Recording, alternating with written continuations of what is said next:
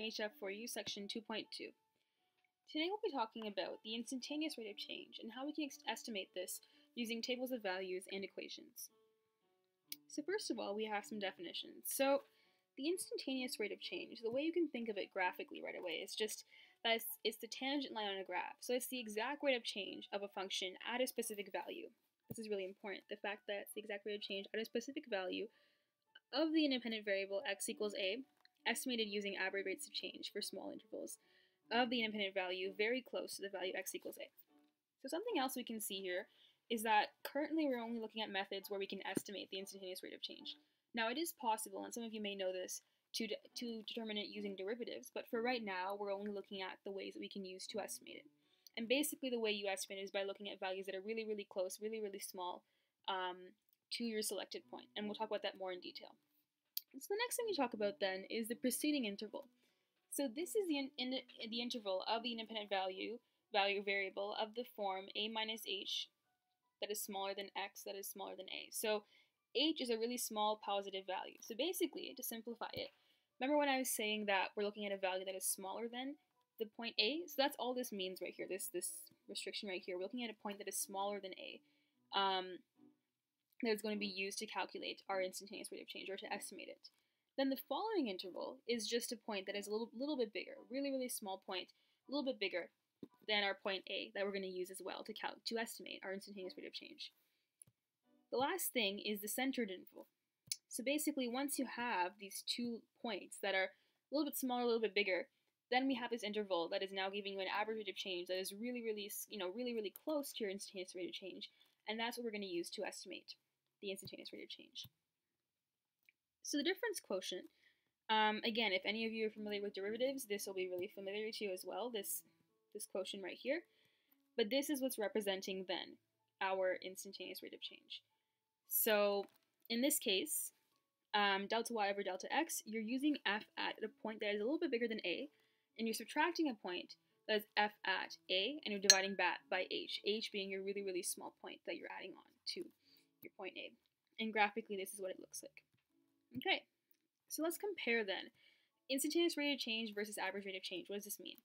So instantaneous rate of change is at a specific point, so it's the tangent. So if I were to draw this, it'd be right here. Let's look at a better example. Let's say we're drawing something that's nonlinear, like this, for example. So it would be the line at this point right here. So line at the point. Whereas the average rate of change will be something like this. It's crossing 2 points. And that's the difference, is that it's over 2 points in this case, and so that would be the secant. Okay, so with that, let's go into some examples. So this table shows us the temperature of an oven as it heats from room temperature to 400 degrees Fahrenheit, and they want us to determine the instantaneous rate of change. So in this case, we're going to use, exactly 5 minutes. And remember the key word here, exactly 5 minutes. That's how you know they want the instantaneous rate of change. So now remember how we looked at in our definitions the preceding interval and the following interval. So these are 2 things we're going to use in order to find our centered interval that will give us our instantaneous rate of change. Okay, so then we have the interval t that is between 4 and 6. And as you remember, we're looking at exactly 5 minutes. So in this case, from the data we have, those are the 2 closest numbers we have to 5. We have 4 and we have 6. So then we're just going to use the same method we used before to calculate our average rate of change. And we're going to use the corresponding y's to 4 and to 6 to calculate our average rate of change in this case. And that means that now we have an approximate instantaneous rate of change. So we're thinking that, okay, approximately at 5 minutes, that it's heating at 30 degrees Fahrenheit per minute. Okay, so another way you can use is actually using a graphing calculator to find your instantaneous rate of change. So the first step in order to do this is you take your graphing calculator and you put in your points into your graphing calculator. And then you're going to use something called quadratic regression. So all this is a method that's used where the graphing calculator will give you a line of best fit based on the points you've put in. And once it does that, it'll give you the equation of the line of best fit, which is what we have right here. And then once you do that, you can actually use this equation, or this formula in this case, to put in your points into the function. So you have, and now we can use more precise points. So we have 4.99 and we have 5.01, which are some very small differences from 5, right? They're very, very close to 5. It's better than using 4 and 6 because these numbers are more accurate because they're more close to our point, which is 5 that we want. And then we're doing the same thing to find our delta f of x and our delta x. Divide them out, and now we have 32 degrees Fahrenheit per minute. So as you can see, once I compare these two, approximations we have, obviously this is much more precise, the second one, because we're looking at values that are actually much closer to our desired number.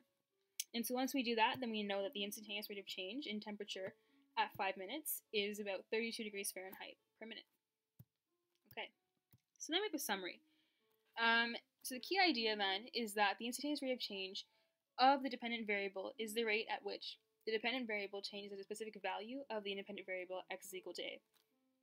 So all this is saying here is that then you can use numbers that are a little bit smaller and a little bit bigger than your desired variable.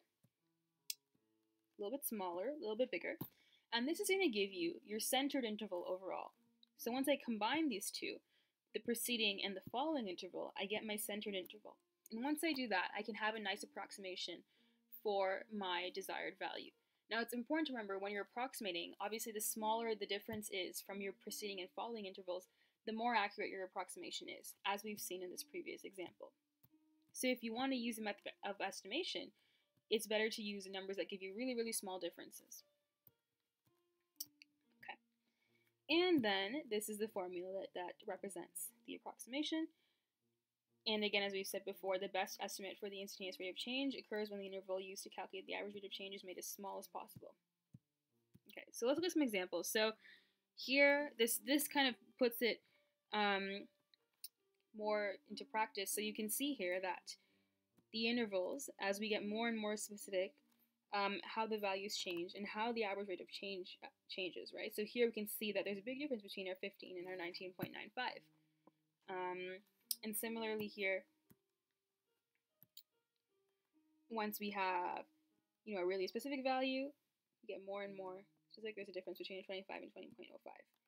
So based on the trend in the average rates of change, you can then estimate your instantaneous rate of change. So obviously, we want to use our values that are most specific. We're going to use this value, and we're going to use this value, and we're going to combine them together to determine our average rate of change. So we're going to quite simply average these out, as we see. So these are at 0.2. So we're going to add 20.5 and 19.95, and then we know that our average rate of change is 20. So again, once we average them out, now we know that the instantaneous rate of change at that point is 20. Okay, so an object is sent through the air. Its height is modeled by the function given there, where h of x is the height of the function in meters and x is the time in seconds. So estimate the instantaneous rate of change in the object's height at 3 seconds. So first what we're going to do is we're going to use values that are as close as possible to 3 seconds. So 2.99 and 3.01. Then all we're doing here is we're subtracting again, final minus initial. So we're subtracting the function at 3.01. So this entire piece is representing the function at 3.01. And we're subtracting the function at 2.99 from that. So that's everything in this piece right here. And once we do that, clean it up, we get these two pieces right here, and the two minuses here give us a plus. That's why you see the plus right here. And we're doing that again over the change in time. So again, final minus initial, giving us this change here, and then we have the overall change being minus 27.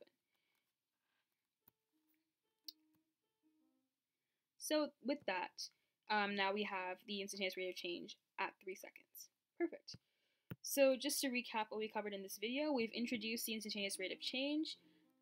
We've gone through some definitions. The key terms here being preceding interval, following interval, and centered interval.